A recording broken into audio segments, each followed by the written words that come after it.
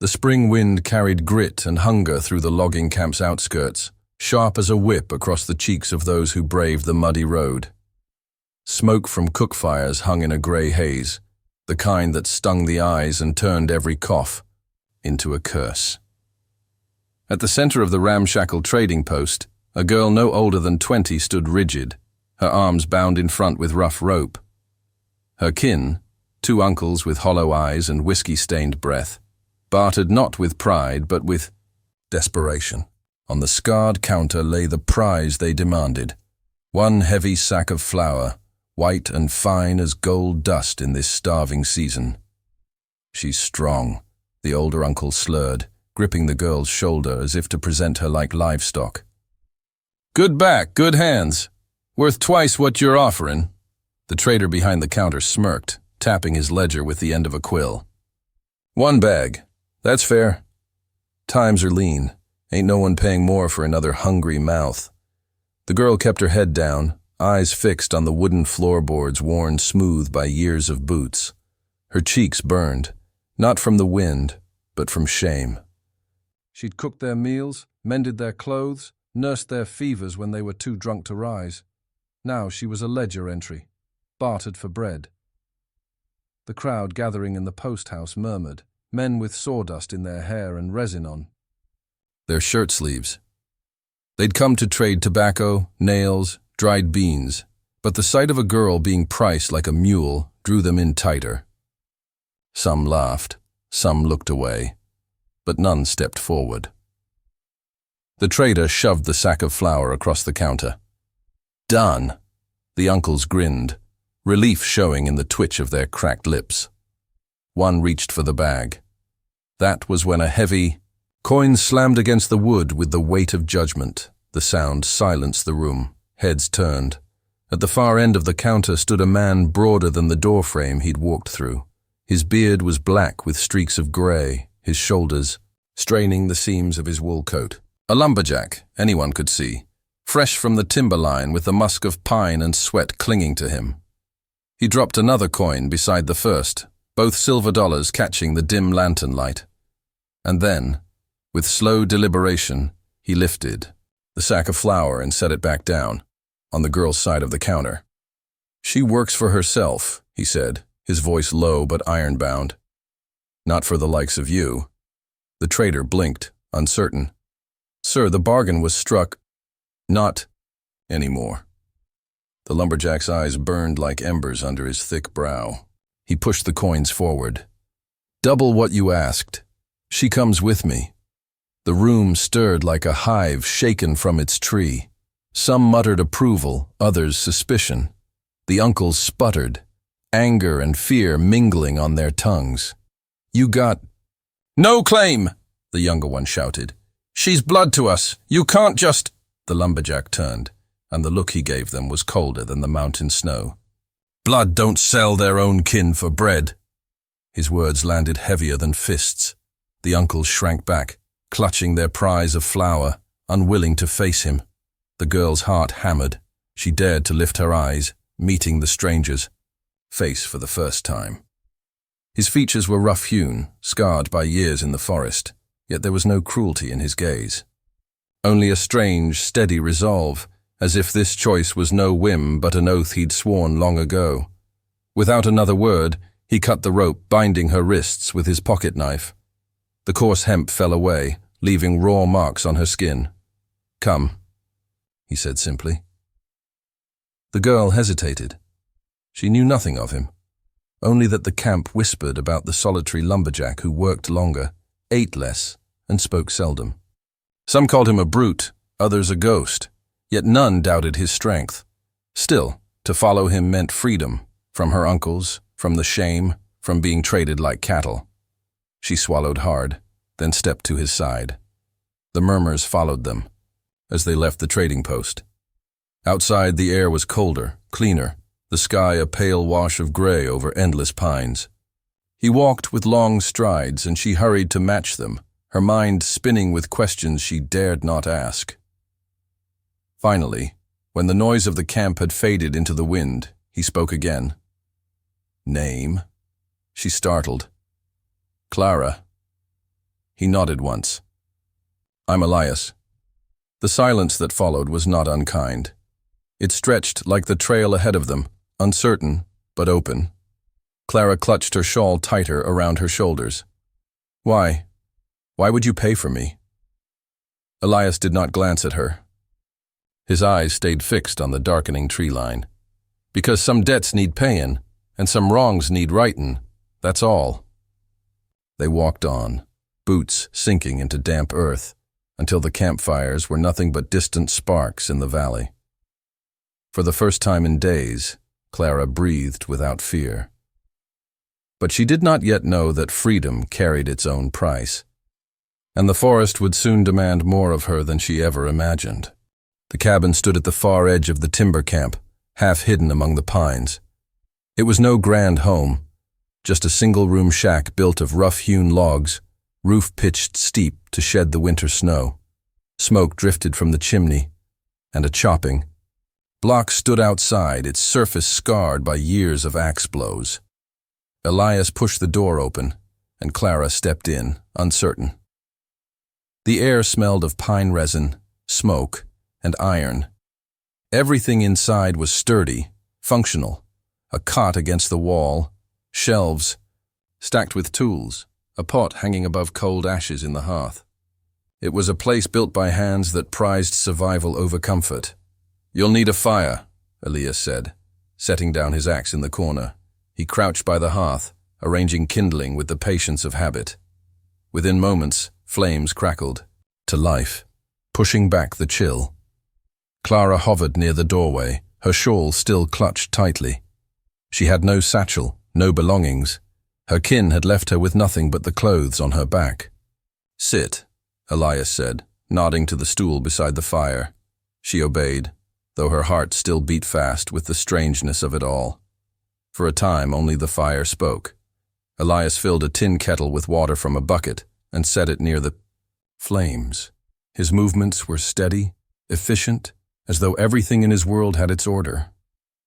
Clara watched him quietly, still trying to understand why a man would spend silver on someone he didn't know. Finally, she found her voice. "You live here alone?" He nodded once. "Been near 5 years." Her brow furrowed. "No wife?" The question seemed to hang heavy in the air. Elias did not answer at once. He stared into the fire, jaw tightening as shadows shifted across his face. Not anymore. Clara felt the weight in his words, though she did not pry. She had her own ghosts, and she knew the pain of questions best left unasked. When the kettle whistled, he poured hot water into a dented tin cup and slid it toward her. "Drink. Warm yourself." The heat seeped through her fingers, easing the ache in her bones. She took a small sip, grateful, but warmth could not quiet, the unease gnawing at her. "Elias, the men at the cookhouse, they'll want to know why I'm here. They'll say I don't belong. You belong where you're treated decent." His voice was blunt, but not unkind. He leaned back on the stool, crossing arms thick with muscle from years of swinging an axe. "Let 'em talk." Clara swallowed, hard. "I've cooked before. I can mend, clean. I'll work for my keep." His gaze lifted to hers, steady as stone. "I didn't bring you here to work off a debt. You're not a ledger line." Her chest tightened. No one had ever spoken of her as if she were anything else. For years she had been measured only by what she could carry, cook, or scrub. Now, the weight of his words unsettled her as much as it steadied her. Outside, the wind shifted, carrying the echo of voices from the main camp. Rough laughter, clanging pots and boots on dirt drifted through the trees. Clara's stomach twisted. She knew the cookhouse well enough, knew that those men would not welcome her return. She had seen the glances, the whispered jokes. They'd already cast her aside once. "You'll see soon," she murmured, voice thin. "They won't have me." Elias studied her for a long moment. Then he rose, pulling on his coat again. "Come morning, I'll take you to the foreman. We'll see what's what." The thought filled her with dread, but she nodded. She had no choice but to follow. That night, Clara lay awake on the cot he offered, while Elias stretched out on the floor by the fire. She listened to the logs crackle, to the rise and fall of his breathing. Her mind raced with questions she dared not speak aloud. Who was this man, really? Why did he risk coin and scorn for a stranger? Morning broke gray and cold. Elias was already up, splitting wood outside, his axe rising and falling with rhythmic certainty. Clara wrapped her shawl tighter and followed him to the camp. The cookhouse was loud with clatter and chatter. Men crowded long benches, spoons scraping bowls, laughter echoing off the timber walls. The moment Clara stepped through the door, silence rippled. Eyes turned. "What's she doing here?" one of the loggers barked. "Didn't the foreman say she was out?" "Bought her way back in, maybe," another sneered. "Or was bought." The laughter that followed was harsh. Clara's face burned. Elias strode forward, planting himself at the counter where the foreman stood. A lean man with a ledger and a squint, the foreman eyed Clara with irritation. "She don't belong here," the foreman said flatly. "Men complained, said she's a distraction, blacklisted her myself." Elias set both hands on the counter, leaning in until the foreman flinched. "Then unlist her." The foreman blinked. "On whose say?" "Mine." Elias's voice was low, but the silence it commanded filled the hall. "She cooks here, or none of your men eat." Gasps and murmurs swept through the room. No one dared laugh now. Clara's breath caught. She had never seen anyone challenge the cookhouse like that. The foreman hesitated, weighing defiance against the sight of Elias, broad, unyielding, and very willing to swing more than an axe if pushed. At last, he scrawled something in the ledger and slammed it shut. "Fine. She's your problem, Lumberjack." Elias turned, his gaze steady as he looked at Clara. "Get to it, then. Show him what you can do." Her hands trembled, but determination sparked beneath the fear. For the first time in her life, she had a chance to prove her worth on her own terms. And she would not waste it. The cookhouse stove roared with heat, iron grates glowing red as Clara rolled up her sleeves. The air was thick with smoke, grease, and the grumble of hungry men crowding the benches. For a moment, she froze, aware of every eye that tracked her movements. They wanted her to stumble. They wanted her to prove the blacklist right. Elias's words echoed in her ears. "Show him what you can do." Her hands moved on instinct, practiced from years of feeding half-drunk kin who demanded food or fists. She stoked the fire, tested the beans simmering in the pot, tossed flour on the counter, and began kneading dough with quick, steady motions. Thought. She'd faint at the sight of the stove, one logger muttered, another smirked. "Give her an hour, she'll run back crying." But Clara didn't flinch. She worked silently, her brow damp, her arms aching. She mixed, stirred, and seasoned. When she pulled a pan of biscuits from the oven, golden and steaming, the scent silenced even the cruelest whispers. Elias sat at a bench near the corner, arms folded, expression unreadable. He ate without ceremony, but Clara noticed the way. He lingered on each bite, as though quietly vouching for her with every mouthful. When the last bowl was scraped clean, a hush hung in the room. The men exchanged looks, grudging respect replacing scorn. "She'll do," one said. Another grunted. "Better than the last cook." Clara's chest swelled, but she kept her head low, wiping flour from her hands. For the first time since being traded, she felt more than shame. She felt seen. But her triumph was short-lived. That night, when the lanterns dimmed and the camp quieted, the foreman summoned Elias outside. Clara, lingering near the window, caught fragments of their exchange. "You've stirred a hornet's nest," the foreman growled. "Some of the men don't like her here. Say it ain't right. Say she's cursed." Elias's voice was flat. Then they'll have to get used to it. She's trouble. She's the reason your men ate their fill today. The foreman muttered a curse. You'll regret it. The words carried like smoke in Clara's chest. She curled up on the cot that night, staring at the ceiling beams, knowing that every loaf she baked would be weighed against every grudge she'd awakened. Morning came with the sharp clang of axes and the crash of falling trees.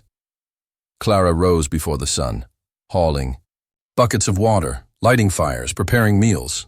The rhythm of work steadied her, but whispers lingered.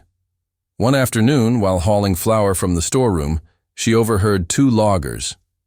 Don't matter how well she cooks, foreman's got it in for her. Blacklisted once, blacklisted again.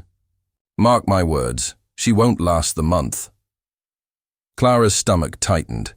She carried the sack anyway, set her jaw, and worked harder. But even Elias could not shield her from every sneer, every threat whispered behind her back. That evening, trouble struck.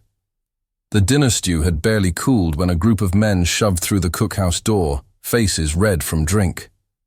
At their head was Doyle, a broad-shouldered logger with a scar down his cheek. Foreman says she don't belong, Doyle sneered, slamming his cup on the counter. And I say the same. Don't matter if she fills our bellies.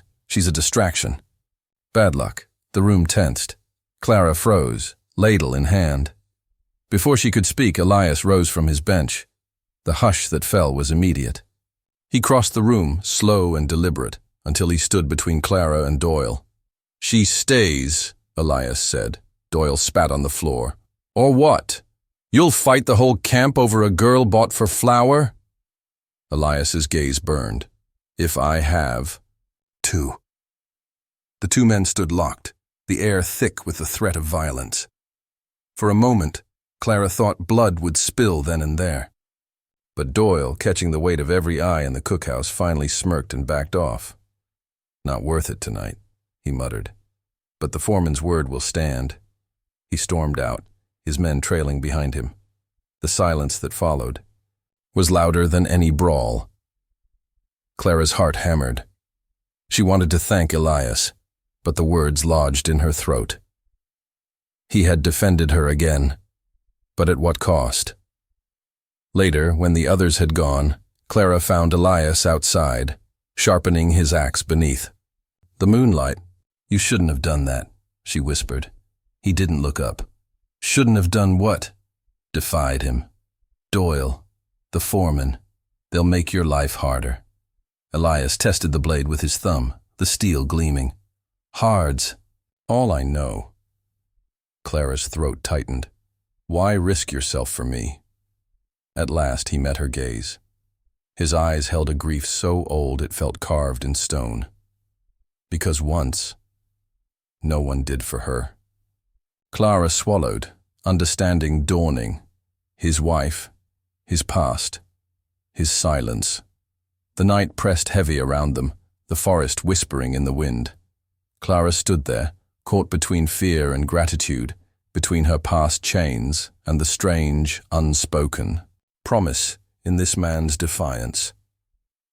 For the first time in her life, she wondered if she might belong somewhere, if not in the cookhouse, then perhaps at his side.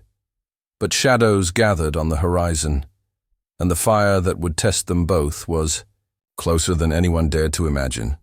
The days that followed settled into a rhythm of unease. Clara rose before dawn, stoked the fires, boiled beans and kneaded bread. She measured rations carefully, stretching what little they had to feed a camp of hungry men.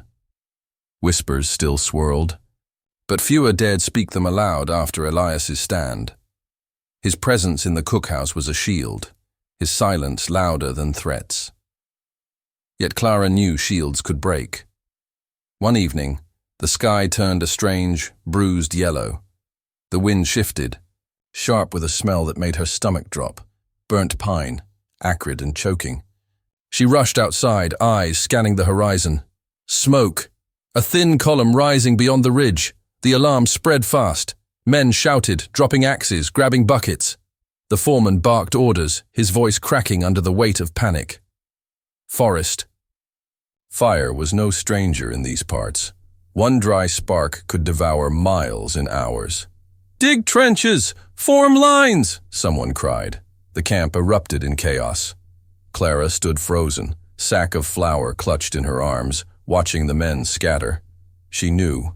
That smoke knew what it meant. Fire had taken her father's homestead years ago, reducing everything they owned to ash. She remembered the roar, the heat, the hopelessness. And then, she remembered something else. Her father, frantically digging a shallow ditch, pushing her and her brothers into it. "Fire takes the tall first," he'd said, "but trenches hold if you're quick." They had survived that day, not because of brute strength, but because of planning. Her hands trembled, but her voice did not. "Trenches!" she shouted. "Dig wide around the cookhouse, make a fire break." The men ignored her at first, too panicked, too desperate. But Elias turned, hearing the command in her tone. His eyes locked on hers, and for a heartbeat, something passed between them. He raised his axe, drove it into the ground, and began tearing a trench line with the force of 10 men. Others hesitated, then followed. Clara grabbed the ration crates, hauling them toward the half-dug ditch. "Keep the flour and beans low," she ordered. "The ditch will shield them from sparks." The foreman snapped at her. "Stay out of it, girl!" But when he saw men obeying her instead of him, his face blanched. Clara's voice rang over the chaos, sharp and steady. "Keep the line tight! Buckets ready!" Elias's booming voice joined hers, and together they moved the camp like pieces on a board. By nightfall, the fire drew close, heat licking the air, ash falling like black snow. The trenches glowed red with sparks, but the break held. Men coughed, sweat streaking their faces, arms raw from digging. But the cookhouse stood, the stores stood, and the crew, ragged, weary, stood alive. Clara collapsed on the steps, chest heaving, hands blistered. Around her, men murmured not scorn but awe. "She saved it," one said. "Would have lost the whole camp," another muttered. Elias crouched beside her, his broad hand steadying her trembling shoulder. His gaze was proud, fierce. "You kept us fed. You kept us breathing." For the first time, Clara allowed herself a small, exhausted smile. But survival had a cost. The next morning, the foreman summoned her into his office. The ledger lay open. On his desk, his finger tapping the page where her name had once been struck out. "You've won yourself admirers," he said coldly. "But don't mistake that for belonging. You're still blacklisted in my eyes." Clara stood straighter. Her body ached, but her spirit did not waver. Men follow the one who feeds them, not the one who starves them. His face darkened. "You think you're clever, girl, but trouble follows women like you. One day you'll bring ruin." She left without bowing her head. Outside, Elias waited. He studied her face, reading the storm behind her silence. What did he say? Clara exhaled, forcing the tremor from her voice. "That I don't belong. That trouble follows me." Elias's jaw tightened. He don't know trouble if it stared him down. She looked up at him, eyes glistening. "Do you?" The question lingered, heavy as the smoke still drifting over the ridge. Elias turned away, gaze fixed on the trees. For a long time, he said nothing.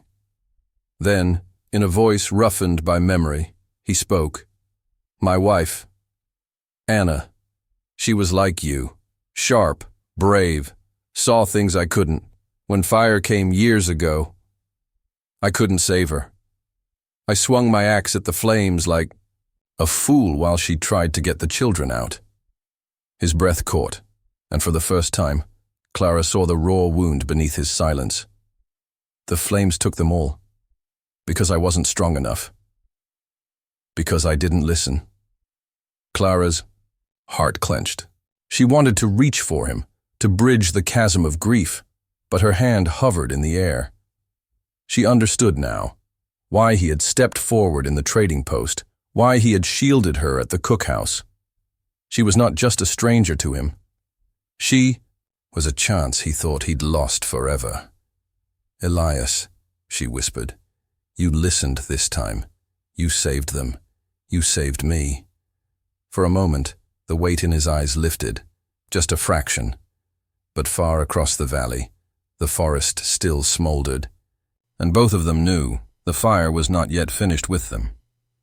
The fire had scarred the land but spared the camp. Blackened stumps dotted the ridge, ash carried on every gust of wind, but the cookhouse still stood, and the men still had food. For days afterward, Clara felt their eyes on her, different now, no longer hostile, but cautious, almost reverent. She had gone from outcast to savior in one night, but the foreman's gaze never softened. At the next ration meeting, Clara laid out her plan. "We'll stretch flour by mixing with cornmeal, beans every other day, meat only when the hunters bring it in. If we plan careful, we'll last the season without starvation." The men nodded, listening. Even Doyle, scarred and skeptical, tapped his spoon in agreement. But the foreman slammed his ledger shut. "This ain't your job." "It is if you want your men standing come winter," Clara shot back, her voice steady though her heart raced. Murmurs rose. Men shifted, glancing between them. The foreman's face flushed with fury. "You've overstepped," he hissed. "First the blacklist, now you think you run this camp? You're here because of him." His fingers stabbed toward Elias. "Not because of your worth." Clara froze.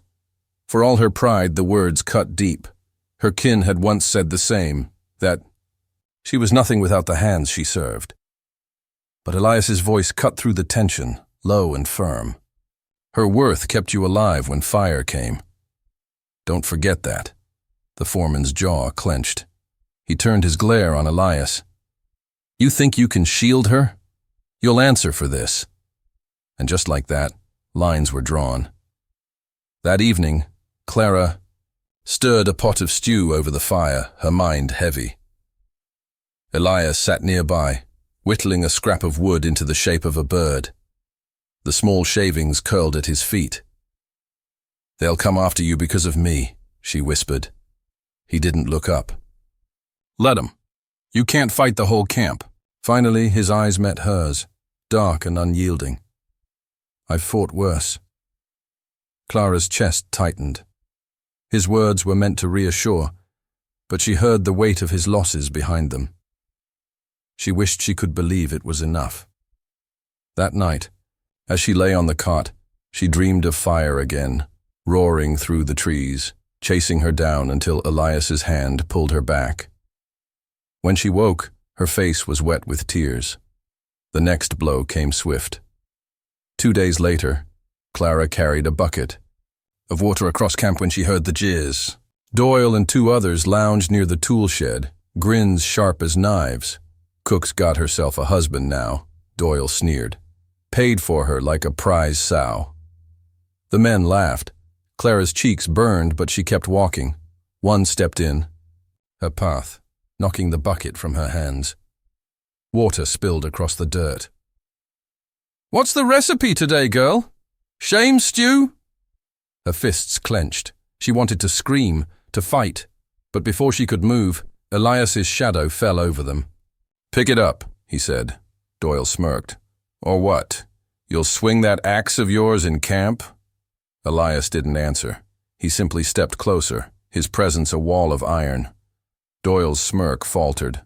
Muttering curses, he grabbed the bucket, set it upright, and stalked away. But Clara saw it, the flicker of triumph in Doyle's eyes as he retreated. This wasn't over. He wanted her gone, and the foreman would let him try. That night, Clara made a choice. She gathered the crew after supper, speaking not with fear, but with resolve. "You trust me to feed you, but I can do more. My father taught me letters before he passed. If you'll let me, I can teach you. Men who can write their names aren't just labor. They're free men. No one can take that." The men shifted uneasily, glancing at one another. Education was not for people like them, they thought, but Elias's voice cut through the silence. "She's right." He stood, tall and certain. A man who can sign his name can't be cheated on a ledger. That's worth more than coin. One by one, the men nodded, some bashful, some eager, but all willing. Clara lit a lantern, spread parchment on the table, and began with the alphabet. Rough fingers clutched pencils like tools, scratching crooked letters into the page. Laughter rang out, awkward, embarrassed, but hopeful. For the first time, Clara saw more than hunger in their faces. She saw possibility, but the foreman saw only defiance. From the shadows outside the cookhouse, his eyes glinted with fury.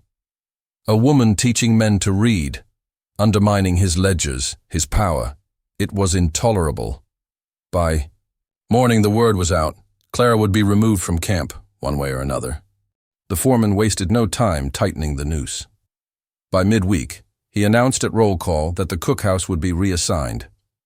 "Clara's done her part," he said, his voice slick with false praise. "But the camp don't run on charity. She'll pack up by sundown." The silence that followed was heavy. Men shifted uneasily, spoons scraping bowls slower than usual. They had eaten better under her care, survived fire under her plans, and now the foreman wanted her gone. Clara's hands trembled where she clutched her apron. Shame, anger, fear, all boiled together. She opened her mouth to speak, but Elias was already stepping forward. "She stays," he said. The foreman's jaw twitched. "This ain't your decision." "Then make it mine." Elias's tone was low, steady. "I'll feed 'em myself if I have to, but she stays." The men looked between them, breaths held. They'd seen Elias swing an axe for hours without tiring. They knew his word carried weight. The foreman sneered. "You think brute strength makes you boss here? Men like you don't last, and women like her." He cast Clara a cutting glance. "They bring nothing but ruin." That night, Doyle and his men waited. Clara left the cookhouse late, her hands raw from scrubbing pots. The lantern swung faint in her grasp. She felt them before she saw them, shadows stepping out from behind the tool shed blocking her path. "Well, well," Doyle drawled. "Looks like supper's over, but maybe you got a different duty to serve." Clara's breath hitched. She clutched the lantern tighter, heart racing. Before Doyle could step closer, Elias's voice thundered from the dark. "Leave her."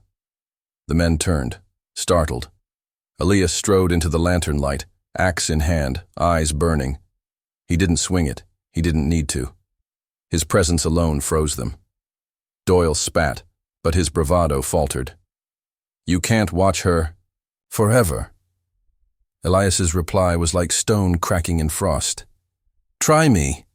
The men slunk back, muttering curses into the night. Clara's knees gave way as soon as they were gone, but Elias caught her arm, steadying her. "You all right?" Her voice shook. "I can't stay if it means you'll bleed for me every night." Elias's jaw tightened. "I bled already. Lost everything once.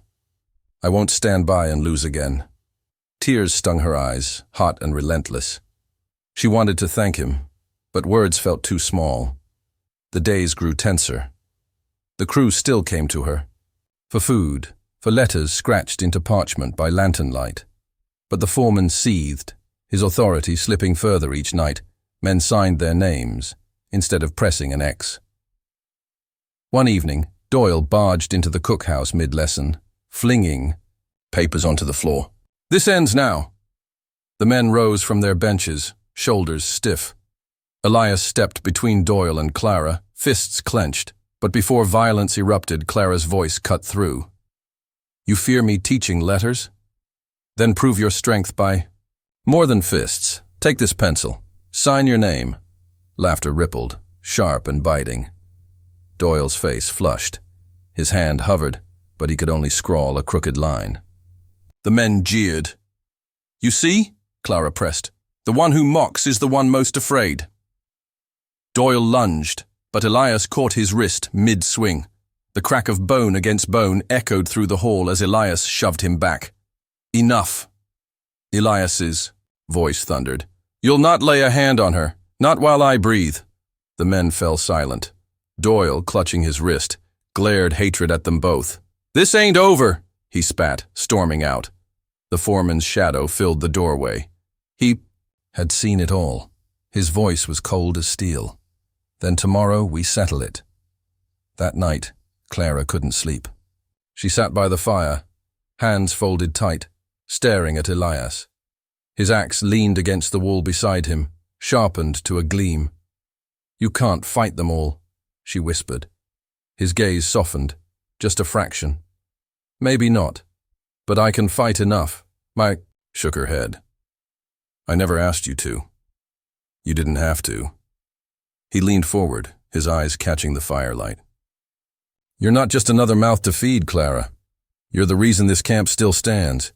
And if I don't fight for that, what good am I? Her breath caught.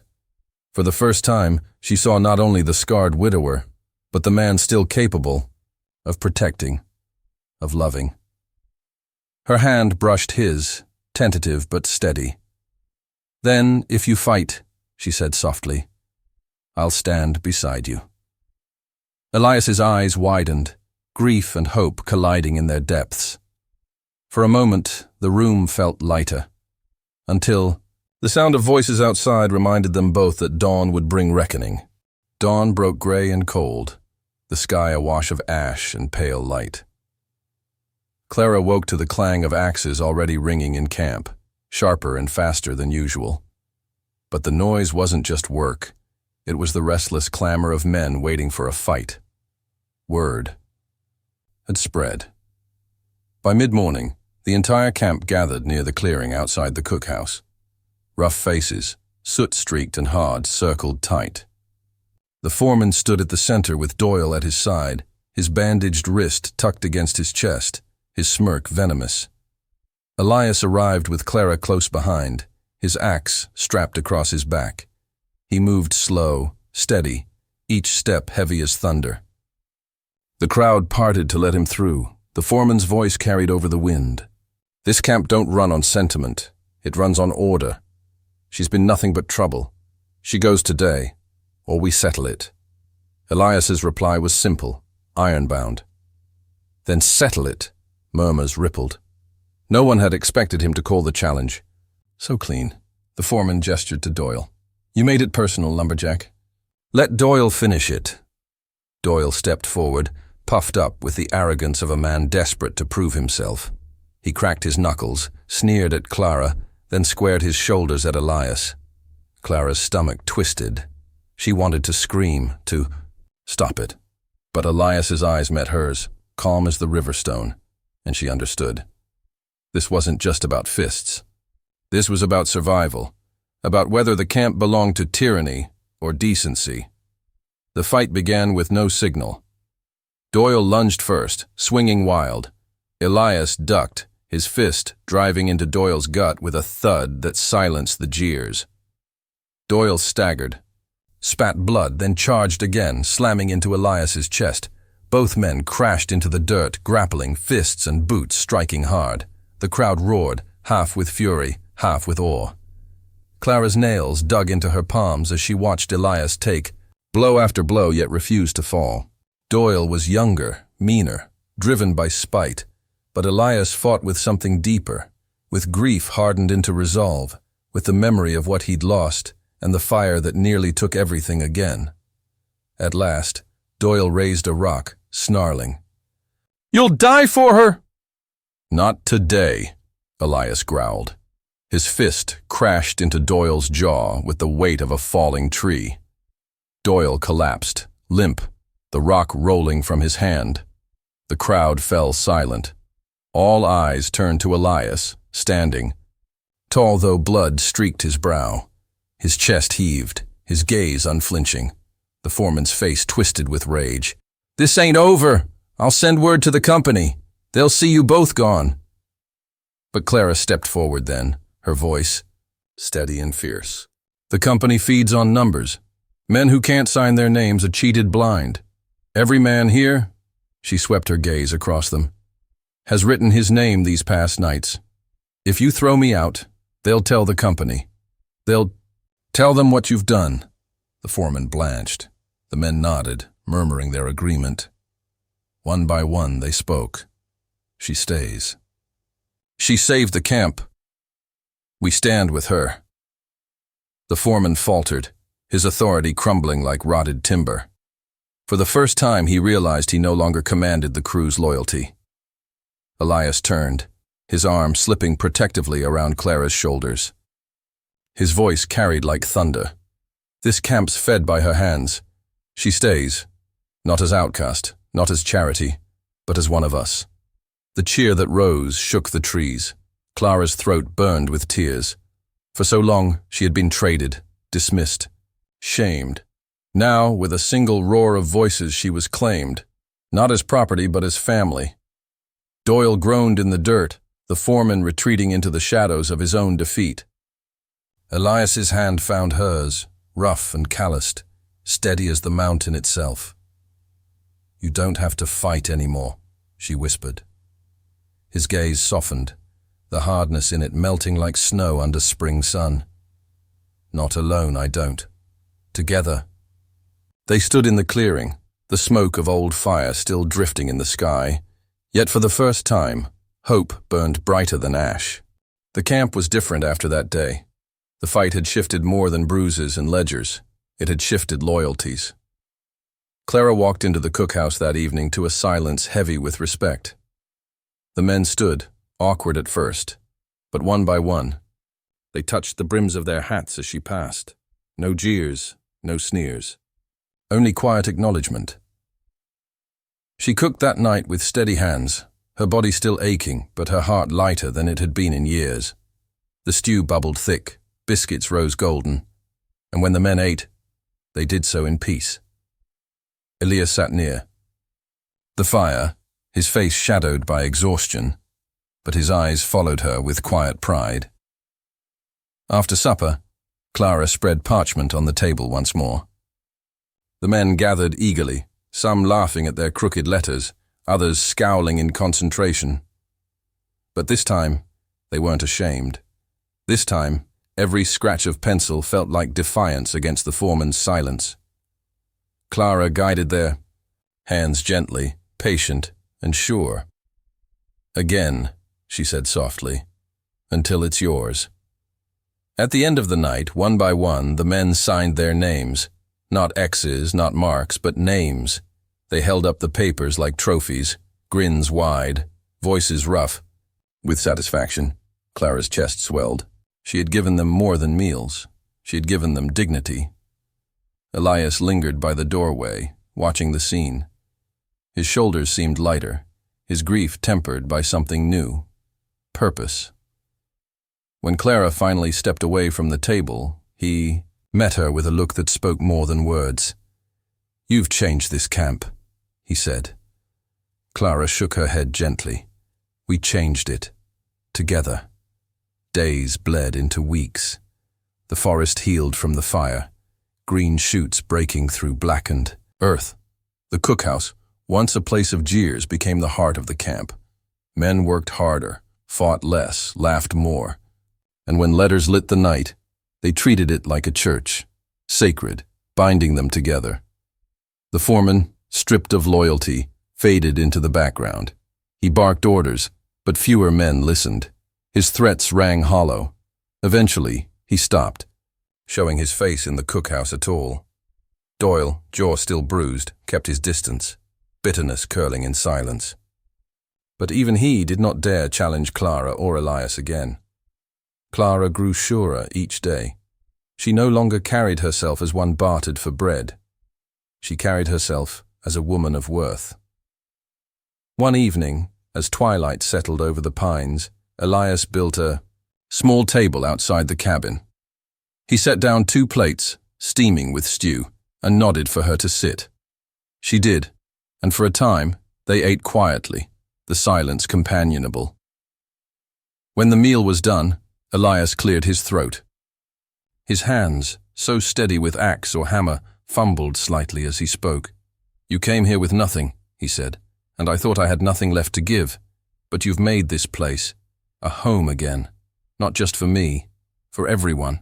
Clara's breath caught. She saw the truth in his eyes, the grief of his past still there, but tempered now by something fragile and new. "I can't promise I'll never fail," he continued, voice rough. "But if you'll have me, not as master, not as debt, but as family, then I'll fight every fire, every storm, to keep you safe." Her throat tightened. For so long she had dreamed of being chosen, not traded, of being seen, not dismissed. Tears blurred her vision as she whispered, "Yes, Elias, yes." His hand found hers across the rough wood of the table, and in that quiet moment, as fireflies sparked in the dusk, Clara felt the future shift. Weeks later, the camp gathered at sunrise. A wagon delivered fresh supplies, and the company man came with ledgers to tally names. This time, the men stepped forward one after another and signed their names with proud, steady hands. The company man blinked, startled. "Didn't know you loggers could write." A logger grinned, slapping Clara on the shoulder. "We can now." Clara's heart soared. Their names, once stolen or lost, now written in ink. Proof of dignity. Proof of change. Elias stood beside her, his hand resting gently at her back. She glanced up at him, and the look in his eyes said everything. That family was not bound by blood or barter, but by choice. First time, hope burned brighter than ash, and so the girl once sold for a bag of flour stood tall in a camp that called her family. Her worth was no longer measured by hunger but by hope. Hardship had burned them, tested them, but redemption grew from the ashes. A lumberjack's coin had freed her, but his steadfast heart had kept her. Some stories fade with smoke, but this one, of a woman who fed the hungry and taught rough men their own names, this story made history. Because in the end, family is not what you're born into, it's what you fight to keep.